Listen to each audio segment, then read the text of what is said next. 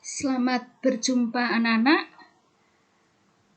Ibu berharap semua ada dalam kondisi sehat dan tetap semangat. Meskipun pembelajaran kita masih secara virtual. Pada kesempatan hari ini kita akan melanjutkan pembelajaran kita. Kalau pertemuan sebelumnya kita membahas tentang transformasi energi pada makhluk hidup, ya, ini penjelasan lebih lengkapnya untuk proses yang terjadi pada fotosintesis dan respirasi yang merupakan proses bagian dari metabolisme atau reaksi yang terjadi di dalam tubuh makhluk hidup. Masih ingat ya tentang anabolisme dan katabolisme? Ya, anabolisme contohnya adalah fotosintesis dan katabolisme contohnya adalah proses respirasi. Mari kita pelajari lebih lanjut tentang kedua proses ini. Oke, tujuan pembelajaran pada hari ini yaitu peserta didik mampu menyimpulkan proses fotosintesis merupakan proses perubahan energi dengan tepat melalui video. Yang kedua, peserta didik mampu membuat kesimpulan tentang proses respirasi merupakan proses perubahan energi dengan tepat melalui pengamatan.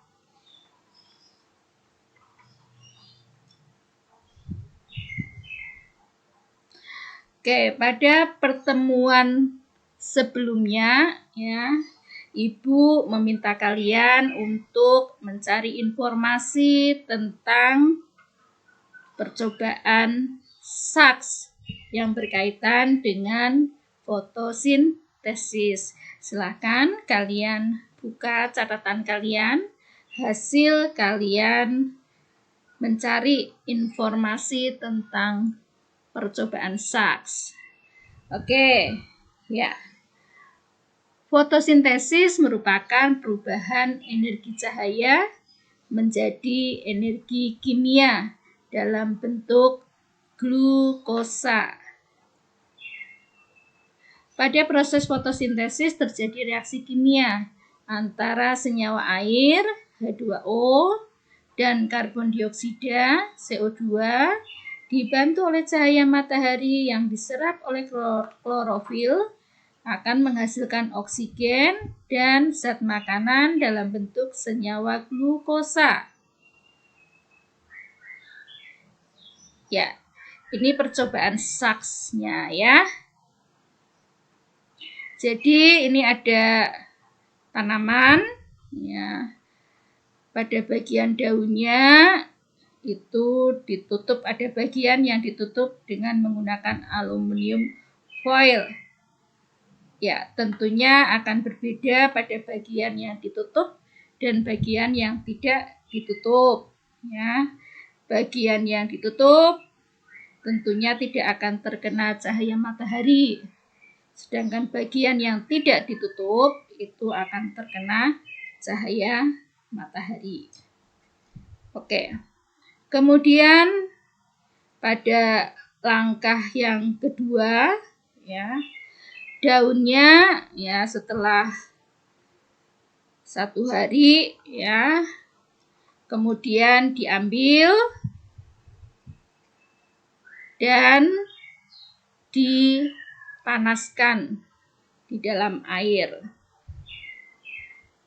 Ya, setelah dipanaskan dalam air, ini tujuannya adalah untuk mematikan sel-selnya ya. Kemudian masuk ke tahapan yang ketiga. Daunnya diambil dari air yang dipanaskan, kemudian dimasukkan ke dalam tabung reaksi yang berisi alkohol. Ya, nanti apa fungsi alkohol? Fungsi alkohol adalah untuk melarutkan klorofil Jadi nanti alkoholnya akan berubah warnanya, yang tadinya bening ya akan berubah warna menjadi hijau. Ya, setelah itu daunnya diambil dari tabung reaksi ya, kemudian dialiri air ya supaya alkoholnya itu tidak ada lagi pada daun. Kemudian setelah itu ya pada tahapan kelima ya, daunnya itu akan diletakkan pada cawan wadah ya atau cawan Petri di sini, kemudian ditetesi dengan lugol atau bisa juga dengan menggunakan betadin ya, karena di dalam betadin itu ada iodin ya.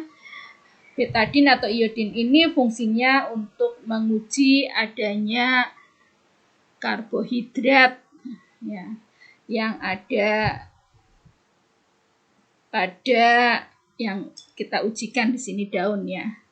Jadi lugol atau betadin atau iodin ini ya fungsinya untuk uji karbohidrat atau menguji adanya zat makanan yang mengandung karbohidrat. Nanti ditandai kalau terdapat zat makanan yang mengandung karbohidrat itu warna betadinnya ya ketika dikenakan pada daun tersebut itu akan terjadi perubahan warna menjadi biru kehitaman. Ya, kalau tidak mengandung karbohidrat maka warnanya akan tetap warna betadin yaitu warnanya coklat. Oke, kita akan melihat hasil percobaannya. Oke, ya ini hasil percobaan saks ujung daun yang tidak tertutup aluminium foil ya sebelum ditetesi betadin itu ya warnanya kelihatan hijau, kemudian setelah ditetesi betadin kalian bisa lihat warnanya menjadi ya hitam kebiruan ya, biru kehitaman ya. Kemudian di bagian tengah ya yang tidak bagian tengah yang tertutup aluminium ya, yang tertutup aluminium kita lihat ya di situ ternyata warnanya tidak menjadi biru kehitaman tapi berwarna coklat ya. Apa yang bisa kalian simpulkan?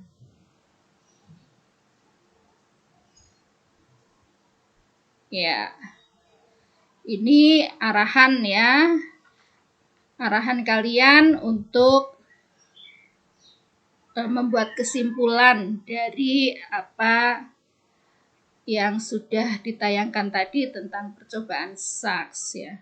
Apakah fungsi betadin? Ya, fungsi betadin tadi adalah untuk uji amilum atau karbohidrat ya yang mengalami perubahan menjadi warna biru kehitaman. Jadi kalau tadi diberi betadin kemudian warnanya berubah menjadi biru kehitaman, berarti mengandung amilum. Ya. Bandingkan perubahan warna yang terjadi pada bagian daun yang tertutup aluminium foil dan bagian yang tidak tertutup setelah ditetesi betadin. Ya. Nanti kalian perhatikan kembali ya hasilnya tadi. Kemudian apa makna perbedaan warna dari kedua bagian daun tersebut? Ya, daun yang tertutup aluminium itu tidak terkena sinar matahari, berarti tidak menyerap cahaya matahari sehingga tidak terjadi fotosintesis. Ya, dan kalau kita lihat dari uji amilum tadi bahwa hasil fotosintesis itu adalah zat makanan yang mengandung amilum. Ya, kalau daunnya itu ditutupi, ya akan. Kalau daunnya tidak ditutupi, ya itu berarti akan terjadi fotosintesis dan dalam uji amilum, ya ada perubahan warna menjadi biru kehitaman. Oke, Berikutnya, ya, hasil percobaan Sachs. Apakah ada perubahan energi dari proses fotosintesis berdasarkan percobaan yang dilakukan? Ya, dari energi apa menjadi energi apa? Ya, kalian bisa menjawab ya. Ya, dari energi cahaya kemudian diubah menjadi energi kimia. Ya, kemudian tuliskan apa kesimpulan dari percobaan Sachs tersebut.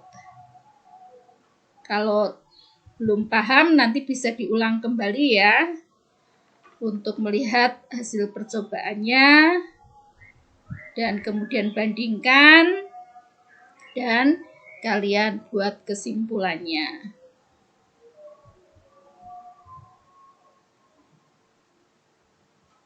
Oke, kalau tadi itu respirasi, kalau tadi itu fotosintesis, kita sekarang tentang respirasi ya. Ini adalah percobaan tentang respirasi ya. Jadi ada wadah. Biasanya kalau di lab itu menggunakan respirometer ya, tapi ini menggunakan yang sederhana ya, yaitu dengan botol yang diberi tutup, kemudian di bagian tutupnya diberi lubang dan diberi sedotan. Ya, kemudian supaya rapat maka dikasih vaselin itu ya di bagian sedotan, antara sedotan dengan tutup botolnya. Di dalam botolnya itu diberi kecambah atau toge ya. Kemudian diberi KOH atau NaOH. Ya, fungsinya ini adalah nanti untuk mengikat CO2. Jadi KOH atau NaOH fungsinya untuk mengikat CO2.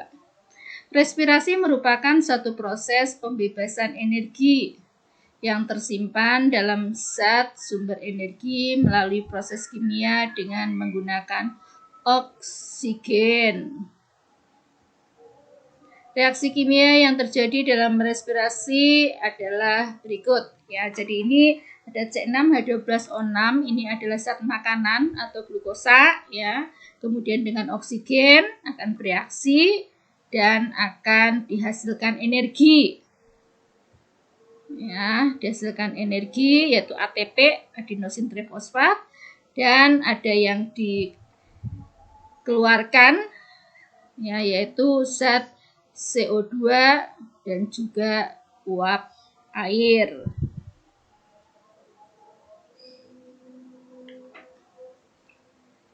Oke, respirasi atau pernafasan di dalam sel ini terjadi pada bagian sel yaitu mitokondria. Ini pada pertemuan sebelumnya kalian sudah pelajari ini. Ya, hasil percobaan pada respirasi ya. Jadi tadi pada ujung sedotan itu diberi cairan berwarna merah ya dengan menggunakan pipet. Ya, dimasukkan ke dalam sedotan tersebut. Kemudian posisi cairan berwarna merah ini akan berubah, akan bergerak mendekati ke arah toge.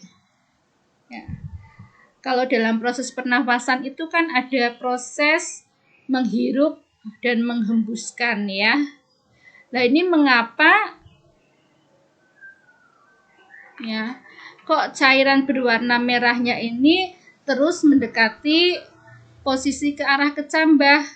Padahal dalam proses respirasi itu kan akan dilepaskan CO2 ya.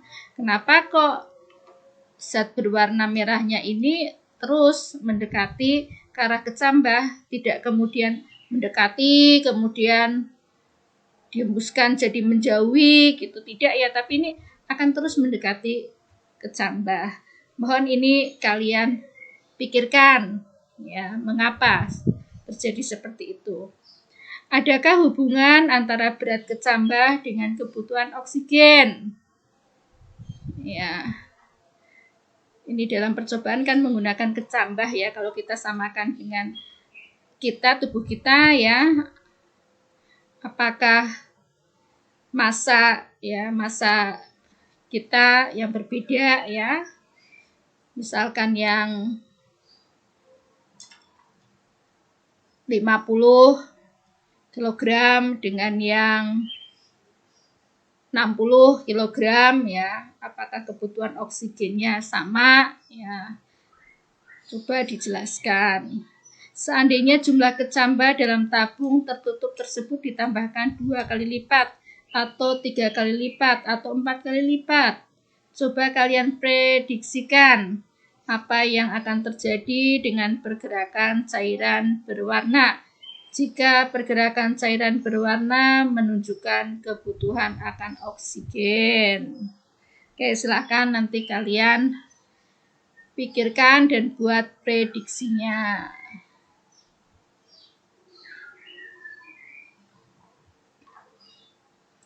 Oke, untuk berikutnya nanti kalian akan mengerjakan tugas dan ini mohon diperhatikan untuk kegiatan pertemuan berikutnya.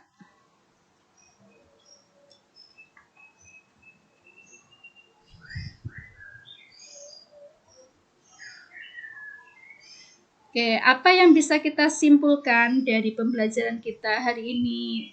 Ya, pada proses fotosintesis terjadi transformasi energi. Terjadi perubahan energi cahaya menjadi energi kimia. Ya, ingat tadi ya, ada cahaya matahari, kemudian diserap oleh klorofil, ya, kemudian dengan bahan dari lingkungan, ya, ada CO2 dan uap air akan diubah menjadi energi kimia yang terkandung pada zat makanan yang dihasilkan. Tadi ditunjukkan dengan proses percobaan Sachs ya, untuk menunjukkan adanya amilum dari proses fotosintesis pada daun yang tidak tertutup sehingga terkena sinar matahari. Oke. Peristiwa fotosintesis dapat dibuktikan dengan percobaan Sachs. Ya. Pada proses respirasi terjadi transformasi energi. Terjadi perubahan energi kimia. Ya, tadi energi kimia pada zat makanan, ya, kemudian bereaksi dengan oksigen, ya, akan menghasilkan energi. Nah, energinya ini akan digunakan untuk aktivitas, jadi ada energi kinetik dan dari situ juga akan dihasilkan panas ya. Peristiwa respirasi dapat dibuktikan dengan percobaan respirasi pada kecambah kalau itu bahannya tumbuhan. Kalau bahannya itu adalah hewan, itu biasanya dalam percobaan bisa menggunakan belalang atau menggunakan jangkrik ya yang ada di sekitar kita. Oke, demikian pembelajaran kita pada hari ini ya. Ibu berharap apa yang disampaikan dalam proses pembelajaran hari ini bermanfaat dan sampai berjumpa kembali.